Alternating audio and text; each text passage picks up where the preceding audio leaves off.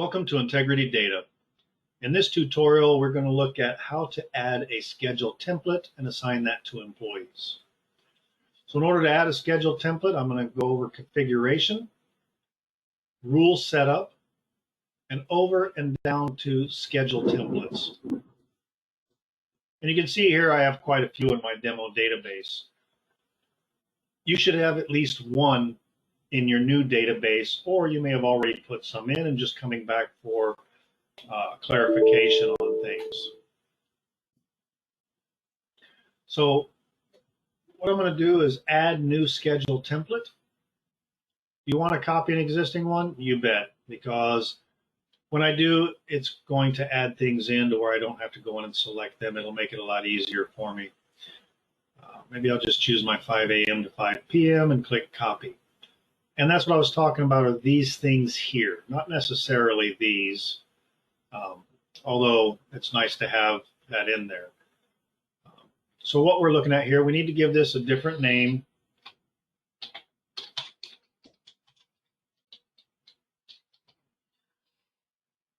And round and grace. This is rounding and gracing based on the start time or the stop time.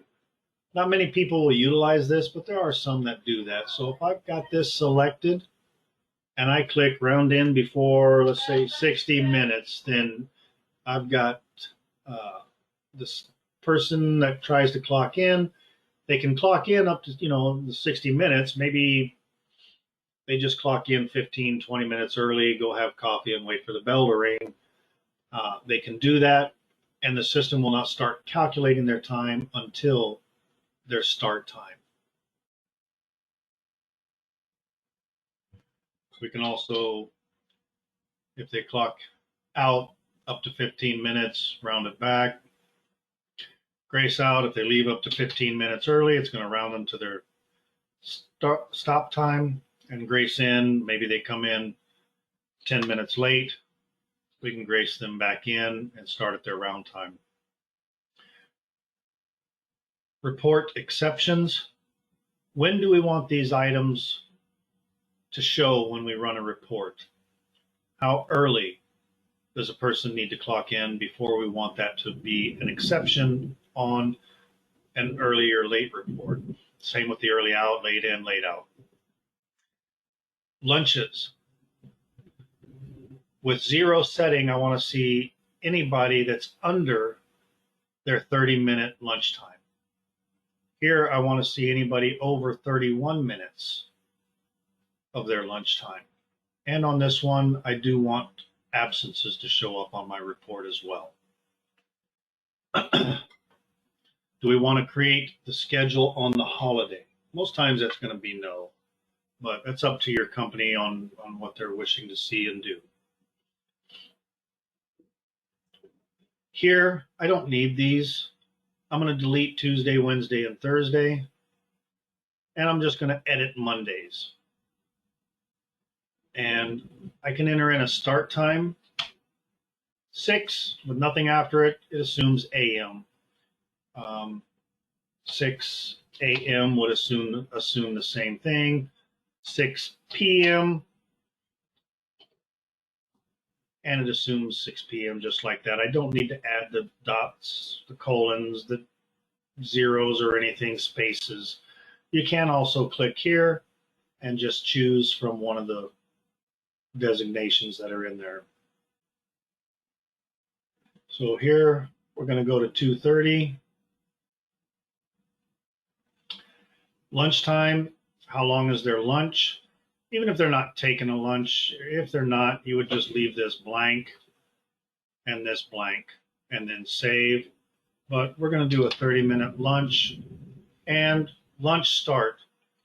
All we need is a time between here and here. This does not signify that the employee is going to start at a specific time. This is for the back end, as everything needs to be chronological and just have inserts and date and time attached to it, although it's not having anything to do with the actual time they take lunch. So just somewhere between here and here, 12 p.m. is fine, and save.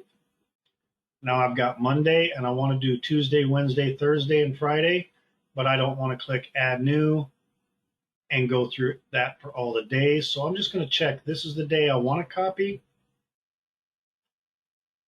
These are the days I want to copy this one too. So I click copy and there we go. Quick and easy, Monday through Friday, 6 to 2:30. I'm done with my schedule. I go ahead and click save. I have the option to do another one here if I want. I'm going to X that out. Now, assigning employees, there's a couple of areas that you can assign employees to the schedule with. I can click assign employees here, and you'll notice there's nobody here. That's because I don't have anything selected on a filter. I'm just going to click filter here rather than maybe searching by department. I'm just going to leave it all blank here and just click filter. That brings everyone that I have access to. And I'll go ahead and choose an employee and click confirm. Are you sure you want? Yes. And the employee's been assigned to that schedule successfully. Now, when do I want that schedule to take effect? Do I want it to start on the next pay period or just rebuild the current pay period? So I'm going to choose rebuild the current pay period and click save. That employee has successfully been assigned and it's going to change whatever schedule he was on in lieu of the one that we just added. So that's the quick way to assign multiple employees at once, is using the assign employees. Now we could also go to employee details. We can come down and select an employee. Select from his schedule in the drop down. And again, we have the option start on the next pay period or rebuild the current. Click rebuild the current and click OK. And now I come down and click save. That employee is now attached to that schedule.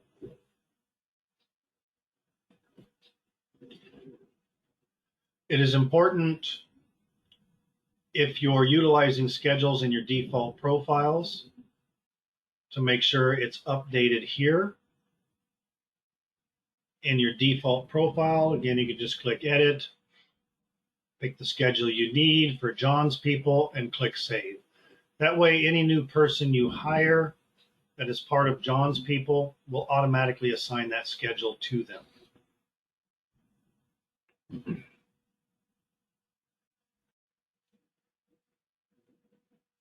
This concludes our tutorial on schedule templates. Thank you for watching.